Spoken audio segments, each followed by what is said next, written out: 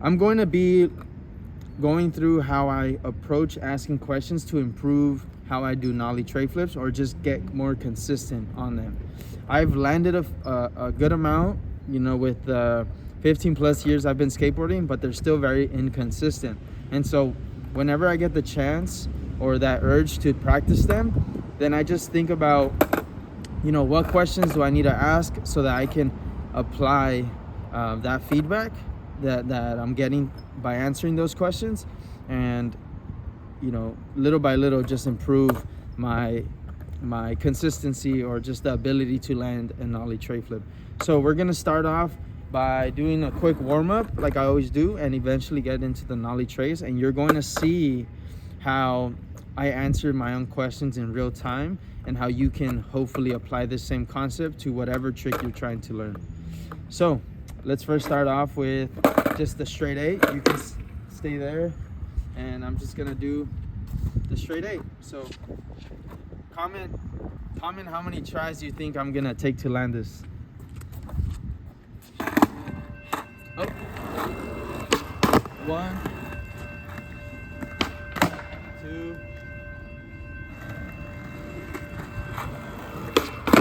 oh, 3, oh, 4. Defense.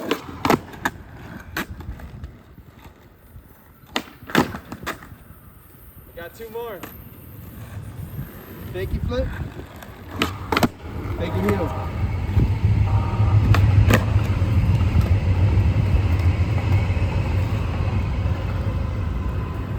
All right, admittedly, I tapped with my back foot on the switch heel. So, but I was defensive. So I get a redo. Oh, okay, let's go over here. All right, guys, so I did it. I feel a little warmed up. Honestly, I'm feeling pretty good, and I think that's because yesterday I only skated in the morning, and then the rest of the day I kind of took some an unconscious break. I wasn't out skating or pushing, or, you know, so my body feels well rested. I do feel a little sore on the ankles, but it's okay. We're skating flat ground, and it's not you know, it's not to the point where I need more rest. So having said that, now I'm going to be starting to attempt some nollie trays, and see if I need to go back to the basics, to a fundamental version of this, or a trick that adds up to a nollie tray. So tricks that add up to nollie trays are nollies, right, because you're popping in the nollie stance, nollie shoves, right, and we can also say nollie 3 shoves. Admittedly, I don't have this trick super consistent, but we'll give it a try. Oh, I'm very unstable with that trick. Nollie 3 shoves. Oh, okay, that was horrible. And so that gives me feedback and lets me know if I can practice just stabilizing myself with any of those 3 tricks. Now, I can also say another trick that adds up to this is a nollie flip. Right? That one's pretty good. I'm more in a wide stance compared to when I do nollie varials. Oh, we got it. That one felt actually pretty good. I just didn't land it. Let's see. Oh my god. Okay, I'm turning to the left, as you can see. So I need to make sure I'm intentional about going straight. Okay. Well, definitely not comfortable with those tricks, and so at this point I can ask the question, okay, is there room for me to improve in any of those 5 tricks? Nollie, nollie shove, nollie 3 shove, nollie flip, and nollie varial. The reason why nollie shove and nollie 3 shove are 2 tricks that you can kind of reference is because with the nollie shove, it's easier to focus on the pop, right? And then and maybe this is a personal take, but with the Nollie 3 shove, you're a bit more focused on getting the full 360 rotation, right? I landed that one. And so for that reason, it kind of gives you a good meter to play around with when you're trying to make sure you get the full rotation in the Nollie tray, right? Oh my God. Almost injured the filmer. So for those reasons, it's cool to be able to play around with that power and be able to reference those two tricks and now with the flick, you know, the Nollie tray flick is between a Nollie flip, which I pretty much go at the top of the tail, and the Nollie varial flip where it stays kind of a bit closer to the bolts or the pocket, right? Check it out. Yeah. So it's a good happy medium, and it's good to be able to reference those two. These tricks, a Nollie tray can be done before learning a kickflip if you really want to go about it that way, but it always helps to reference. So a great question also on top of what I mentioned already could be, all right, what other trick can I reference when I'm learning this Nollie tray? And then I start to think, well, I got Nollie flips good. Is that helping me reference? I don't have Nollie varios that well. So can I improve upon that trick, right?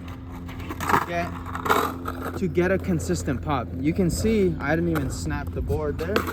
So maybe instead of just going for the Nollie trays, I revisit the Nollie varios a bit more, right? And I really focus on being a bit intentional about hearing that snap, so that when I do the Nollie tray, or at least attempt to, I know what I'm looking for. Right? Ow. I just hit the inner side of my ankle. Dude, I just Nollie double trade right now. I like formed it. Ow, that hurt. Break. Okay. So, can I reference a Nollie vario? Can I improve upon a Nollie vario a bit? And will that help me, you know, expand my skill set so that when I go for the Nollie tray, I'm a bit more equipped, right? I'm better prepared. And so these questions aren't necessarily for the reason of just attempting Nollie trays back to back, but it's also to see where you're missing, where you can fill in the gaps, where you can fill in the gaps of the information you need to be successful and consistent with this Nollie tray. Again, I mentioned a lot of times how you can land so many tricks, but you know, that doesn't mean you've learned them. This is true for a trick like this for myself. And so in order for me to get to a point where I've learned a Nollie tray and I'm consistent, I can defend it, I can play a game of skate and set it or defend. To get to that point, I need to make sure I fill in those gaps so that I'm able to reference the information when I'm doing them. And so those are a couple set of questions. Now I'm gonna try, let's say maybe 3 Nollie trays, and then get back to you guys on what questions are in here and what questions I'm trying to answer basically. So here's what I'm gonna try the one.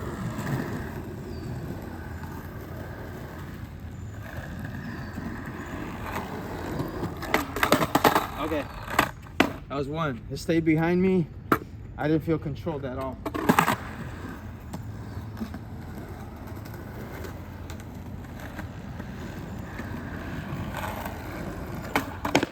Okay, that one didn't rotate all the way. Sorry, it didn't flick completely. So let's keep that in mind.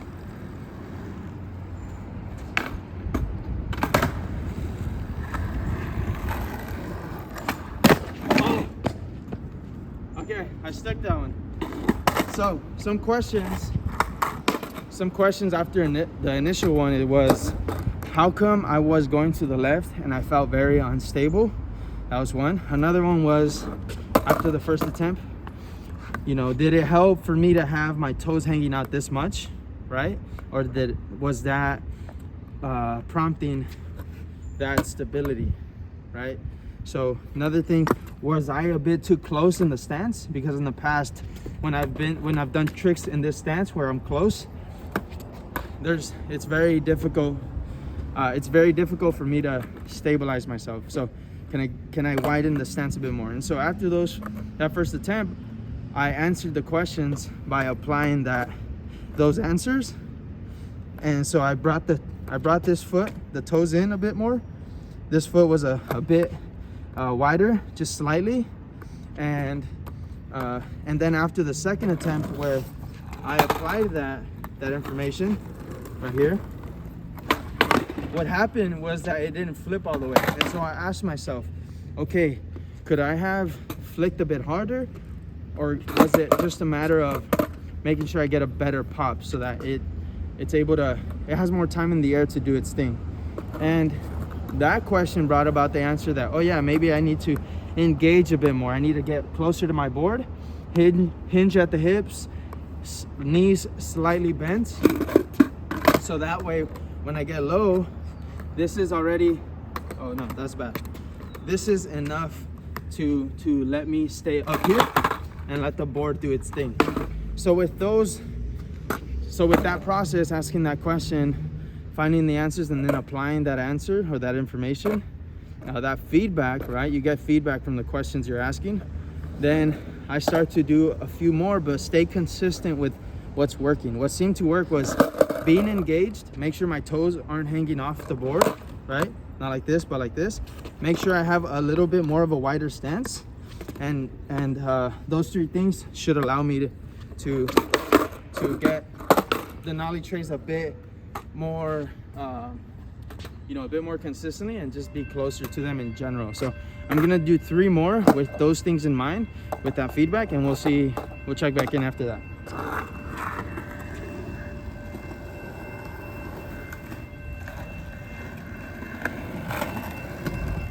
Oh my God.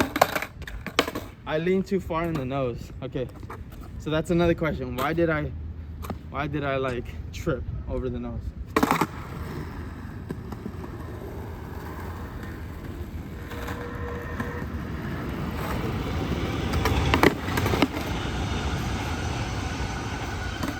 Okay, again, questions are being asked, answers are being answers are being,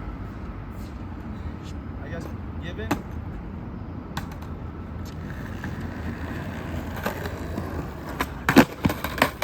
Okay.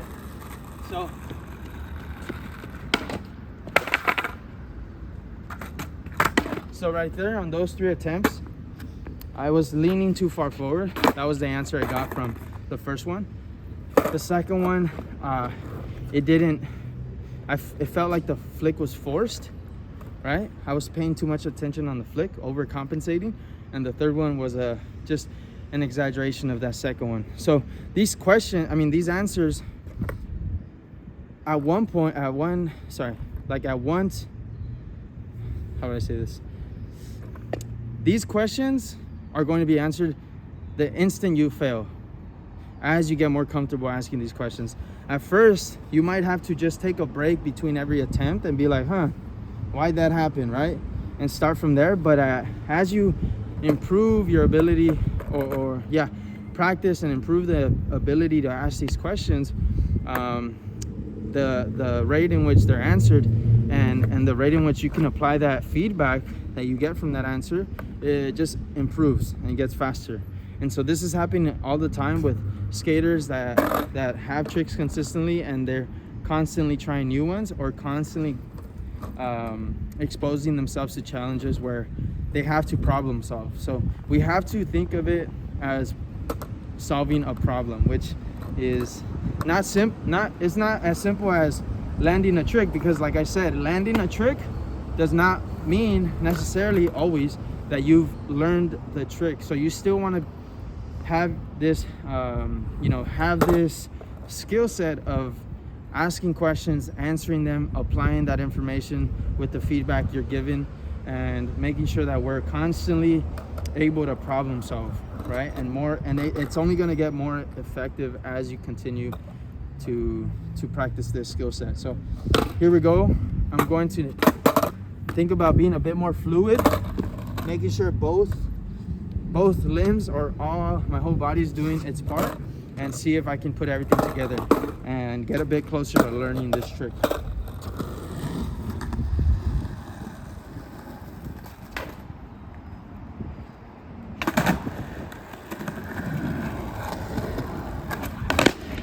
Okay.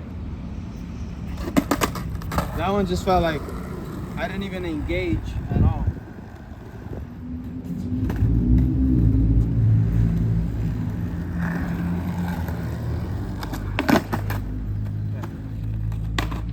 Like the first or second one landed, but like I said, landed doesn't mean you learned it, so continue.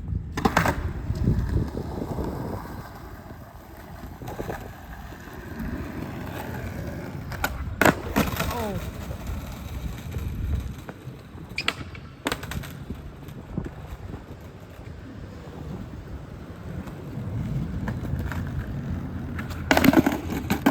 Okay, that fourth one was definitely forced.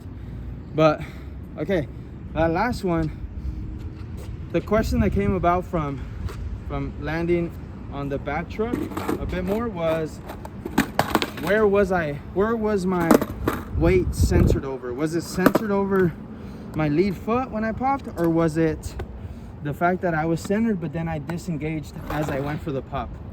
So those are some questions that you want to play around with.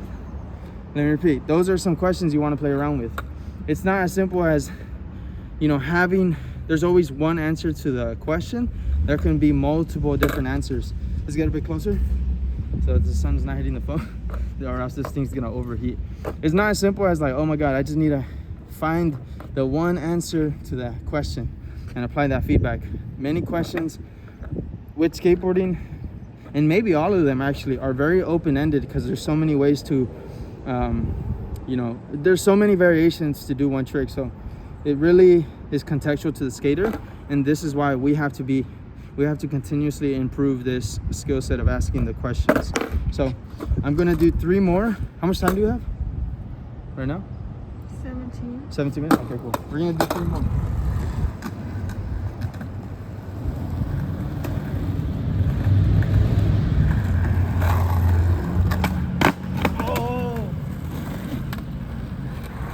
As far as how it formed, that was the best one.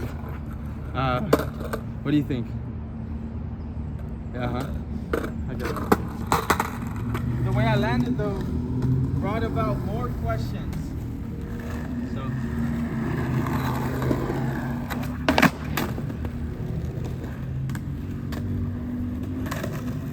So I kind of, you know, my board moved a little bit, so I had my stance a little wide. So that question is answered a bit quickly, just widen it up. But then I can also ask the question, why do I feel like I'm always resorting to the narrow stance? Is that because I've just built a bad habit, or is it because this specific board is requiring that because it's heavy? You know, there's so many questions to be, so many answers to one question. And so you just want to continuously kind of, you know, just like there's a lot of answers, there's a lot of questions you can ask. So always look for more. Don't just use one question to try to solve the problem at hand, which right now is the Nollie tray. You want to make sure you're stacking question over after question, but make sure you're answering each of them as they come up. Okay, don't ask 10 questions and not even have one answered. So here's 3 more. Or I think I just did 2. I don't know. 3 more.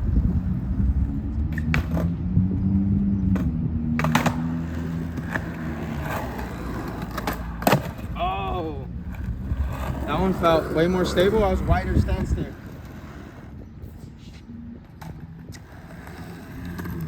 Wider stance. Oh, okay. That feedback, I'm applying it. It's working. Wider stance. 1 more, because I felt good. Wider stance. Okay. So at that point, I either rushed it, or I can ask myself, did I rush that try? Do I feel fatigued a little bit? Can I take a breather? Yes. Again, questions after questions. And it's not like you have to, these aren't questions that you should be paralyzed by. They should just be questions that are used to analyze the situation and make sure you're not getting paralyzed by answering them as you ask them. So sometimes, you know, it just takes for you to just take a quick 10-second break and maybe take your time to answer that question, or a whole hour, or after you're done with the session and things really didn't work out the way you thought, you didn't get to solve the problem. I'm sure these questions can stick throughout the day, and you can kind of just go over it as your body recovers, or just you in general recover to get to the next session. So at this point also, you know, it's not just about continuously trying the trick over and over again, but maybe you decide based on the feedback you're getting that you just need to go back to practicing nollies, right? You need to get a better snap. Or maybe you just need to get back to any of the other 4 tricks that we've mentioned, which is the nollie flip, nollie vario, nollie shove, nollie 3 shove, and wait, was it 4 or 5? Nollie, nollie shove, nollie 3 shove, nollie vario, nollie flip. So you can go back to any of the other 4 tricks. Wait a second. Okay, you can go back to, maybe you decide to go back to any of the other 4 tricks on top of the nollie, but regardless, you want to prioritize feeling like you're in control. And so if this nollie tray attempts are very uncontrolled and you can't get them close, let's say I was doing them like this, you know, every try was like that, or it was like that, or even just consistently, like always very close, but you can't get it, you might want to just take a step back and go to one of the other 5 tricks. Okay, you are still progressing because you are filling in those gaps in your information that you need to reference in order to land a nollie tray. Like I said, you can land this trick without even knowing how to ollie, right? It's possible, but it doesn't mean that you should make things harder on yourself if you understand that what can help you in the process of learning this trick is, you know, simply just referencing a trick. And so right now I'm going to see which one of those tricks kind of are seeming to lack control and I can improve before I go into the nollie tray. That way I'm able to reliably reference one of those 5 tricks that I need for the nollie tray. So I'm gonna start with doing I'm gonna do 10 nollies, right? 10 nollies. Actually, let's do 1 nollie because it's honestly that's a trick I have, right? So I'm very confident I can reference that. So let's go. Right? I can reference that trick. Now nollie shove.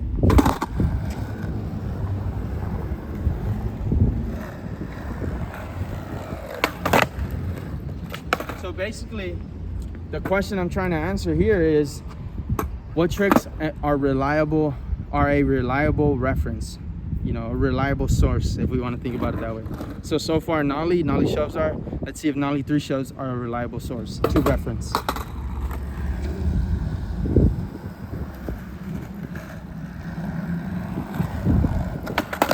Okay. I'm gonna do 10. We'll see. What's the percentage? And if it's reliable. Okay. Very bust up right there. Very shaky. That's 2.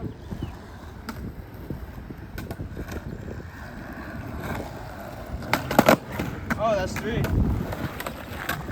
Nice. I didn't think I was gonna land those. Take a breath. Wow. Honestly, I haven't practiced this trick in forever.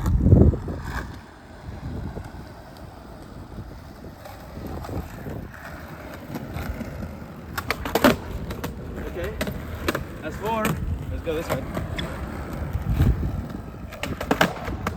Wow.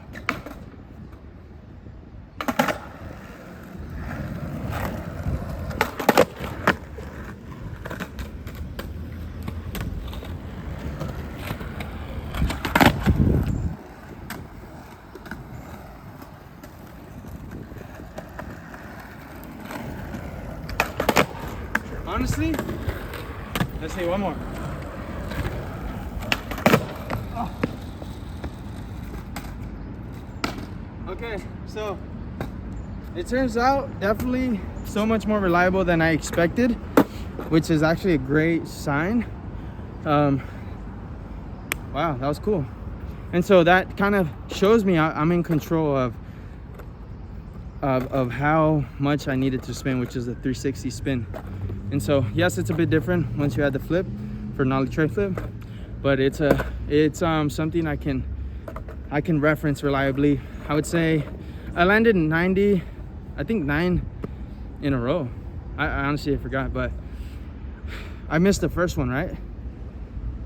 Forgot. So anyways, it's more reliable than I expected, which is a great sign. And so there's always room for improvement, refinement. So I can definitely get it to pop a bit more efficiently, but that 360 control is something that's efficient. So now I'm gonna do the same thing for a Nollie Vario and see if that's a reliable source. So here we go.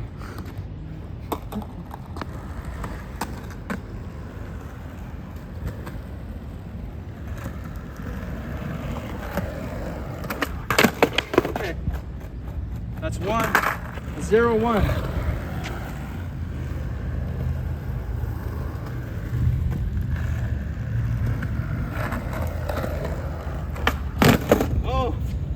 Okay, so I'm spinning it too much. I don't have control in that spin.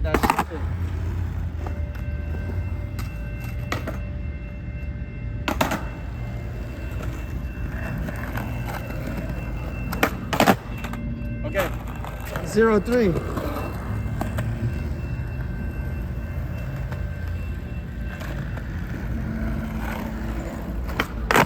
Okay. I kind of figured it out. I asked the question, I answered it. 1-4.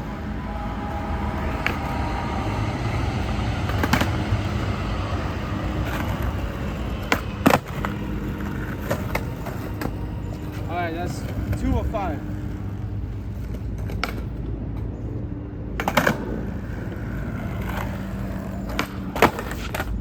That was a good pop. 2-6. Am I taking a breather in between? Yes. Okay. Oh. 3-7. Bonus.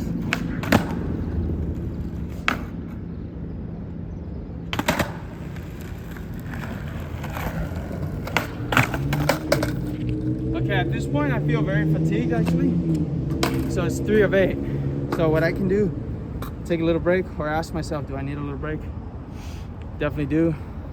A little 5 second. Okay.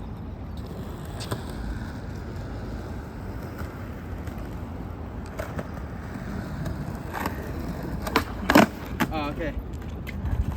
I felt more power in that one.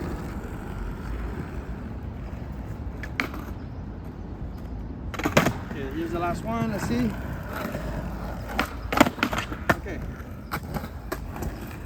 So it definitely feels like unstable, and there's room for improvement so that I can make sure it's a reliable reference. So there we go. There's something there to improve upon. Now, I had no trouble with the Nollies, the Nollie shove, Nollie 3 shove, Nollie Vario. And the Nollie flip, I have that one for sure. Confident. So 10 out of 10. I don't need to go through it. But even within that, it sounds very overwhelming and like easily you can get paralyzed by analysis, but it's not. And this is something you keep internally. It's building that practice of patience. It's building that practice of problem solving at the same time. And so we got to look at the benefits of doing this instead of just kind of trying to ignore how you're feeling, trying to ignore those thoughts and all of these things that are very all these things that are very counterproductive to landing a trick. All these things that are very counterproductive to learning a trick. Like I said so many times already, you can land a trick, but it doesn't mean you've learned it. And so in order to learn it, you want to make sure you're better asking questions so that you can eventually get to that goal, right? So that process is something that's a bit more it's a bit more, how do you, like a process that's so much more efficient, right? If you're relying on a process where you are trying to ignore these questions, how your body feels and the feedback that you need so that you can be successful, then you're only making it so much more difficult for yourself. Now, that's the end of the video. Hope you enjoyed it. Please let me know if you have any questions, comments. If you're interested in coaching or lessons, hit me up at profe.carlos on Instagram. It's profe.carloss, and we can talk about what that may look like. You got to send me a message before you send any type of video, so please just be patient and make sure you're sending that comment, just like, hey, what's up, I'm interested in a video, and I'll see you in there. If not, I'll see you on the lives here on YouTube. I'm building a membership, so please be on the lookout for that, and I hope that I'll see you in the next video. Perfect timing. Peace out.